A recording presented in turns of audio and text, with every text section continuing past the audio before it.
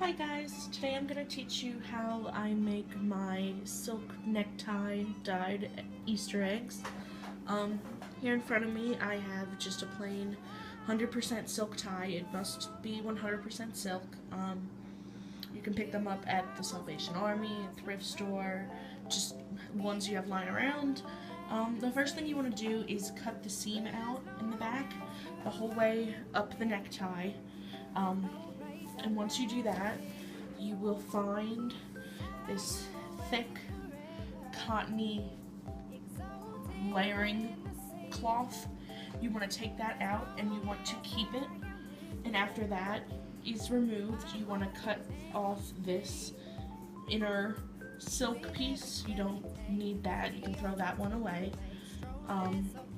So I'll be back with you guys in a minute to show you what you will do next. Alright, so we've got our tie disassembled here, and I just cut a swatch of the tie silk, approximately big enough to cover the egg. The one thing that you need to make sure you do when you're wrapping your eggs in silk is that you have the correct side in contact with your egg. You want the side of the silk that's on the outside when you wear the tie to be touching the eggshell.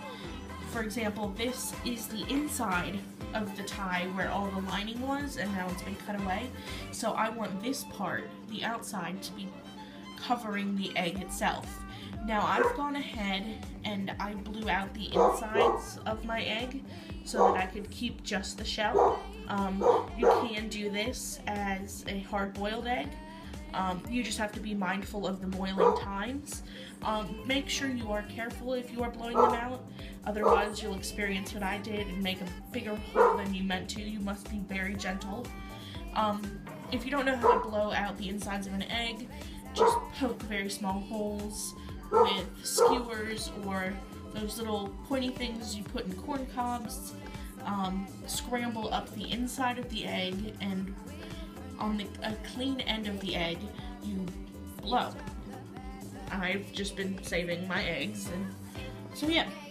The next step, what you're going to want to do is you're going to want to wrap the egg in your silk.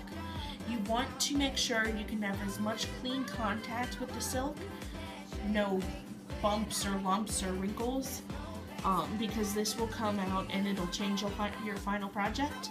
I like to take just sewing thread, or you can use yarn, to wrap it around the silk covered egg so that you get as much silk on egg contact, and that'll help your product come out better in the end. So I'll be back in just a second and show you the next step. Alright guys, you'll see here that I have my egg wrapped in silk and it is wrapped in thread. One thing that I should mention is that it is easier to wrap the egg in silk when the silk is wet. That way it adheres better to the egg, but this step is optional. Now you'll notice underneath my egg is the liner of the tie that you cut out and that you needed to save. This is necessary because the dye in the tie, as you boil the egg, will be released, and if you don't wrap it in another thicker fabric, it will bleed into the water and it can taint your other eggs. Now what you're going to want to do with this is just wrap it around the silk covered egg and wrap the thread or yarn or whatever string you're using. Just tie it up just like you did the silk around the egg, just to prevent the colors from bleeding. Alright, here you see I've got my silk covered tie wrapped in the tie liner, tied off with just some thread.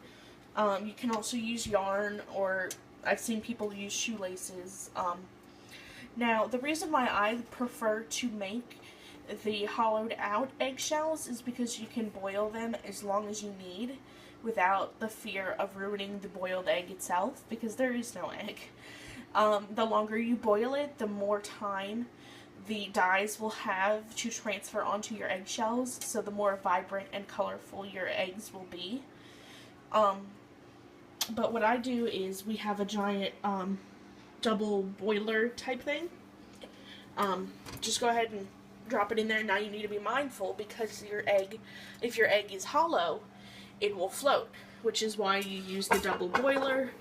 Gently place it over so that you don't crack it, just so that the whole egg is submerged. And then I like to boil mine for about 20 to 30 minutes to get a good color on them, and we'll pick up from there. Alright guys, so after you have boiled your eggs for a sufficient amount of time, you want to transfer them to a bowl of cool water. You can even put some ice cubes in there just to help it cool down because they will get very hot. Alright guys, so once you have boiled your egg, you're going to want to transfer it to a bowl of cold icy water. Just to speed down the cooling process. You can let them air cool. And then you'll want to take each of the layers off. And then you'll be able to see your design. Alright, as you can see here, I have removed the tie liner. If it's necessary, you can put it back in the cold water. You can get a better gauge of how hot the egg still is, just so you don't burn your hands. Just be careful in wrapping your egg, and that's about it. And now you know how to silk dye eggs for Easter. If you have any questions, feel free to comment or message me. And thanks for watching, you guys. And here you have my unwrapped silk dyed egg. No egg will be perfect, obviously, but that's what makes them so fun. And one way I like to preserve the egg, if this is only applicable if you use a blown egg, is to paint it with Mod Podge glue. You want to do a couple layers on there to make sure the shell is not brittle. And that way you can preserve them and keep them for years to come. Like I said, if you've got any questions, comments, concerns, feel free to message me. Thanks for watching, you guys. Happy Easter.